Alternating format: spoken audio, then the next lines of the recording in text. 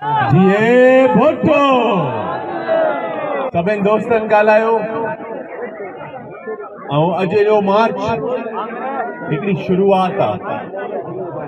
लाड़काणे मां हिकिड़ी शुरूआत थी आहे। बिलावल साहब ये चवंदा आहियूं त बिलावल साहब कदम बढ़ाओ, हम तुम्हारे साथ हैं।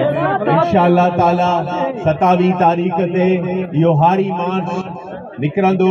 छोकी ॾिसो तव्हां जी मशीआ, असां हिकिड़ो एग्रीकल्चर बेस्ड कंट्री आई मुल्क आहे।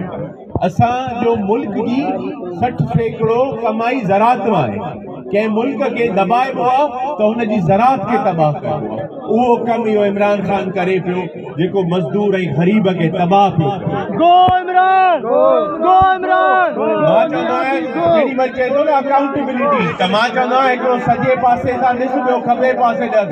हेॾां हिकिड़ो चोर विहारी वेठो आहे, हिकिड़ो पासे सां ॿियो चोर विहारी वेठो आहे। इहो असांखे कहिड़ी निजात ॾींदो? मुंहिंजा भाइरो, मां असेंबली जे फ्लोर ते बि चयो त इमरान ख़ान तूं सियासत तॾहिं कजांइ जॾहिं बिलावल भुट्टे जे नाने जहिड़ो क़ब्रिस्तान असांखे घड़ी ख़ुदा बख़्श में ठाहे ॾिनो। बिलावल साहब जे ख़ानदान उहे अज़ीम हस्तियूं जिन पंहिंजी कुर्बानियूं ॾिनियूं हिन मुल्क लाइ, उहे दिलि गुर्दा तो वटि कोन्हनि मुंहिंजा बाबला, त तूं असांजे लाइ कुझु न करे सघंदे। जे पाकिस्तान खे निजात ऐं पाकिस्तान खे हिन अज़ाब मां निजात को ॾियारे सघे थो त उहो बिलावल भुट्टो ज़रदारी आहे, उहो आसिफ ज़रदारी साहब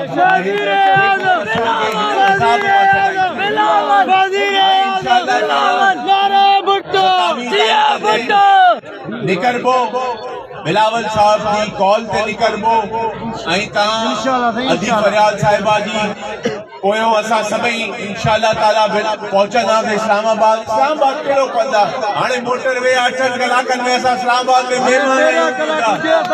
इंशाअल्लाह ताला सभई ॿाहिरि गॾिजी हलंदासीं, धरनो बि हणंदासीं। मां त चवंदुमि बिलावल साहब खे 27 परियां तकिड़ो हण, सियारो पिया, हली वेही था रहूं बिलावल साहब तुंहिंजे हुकुम ते।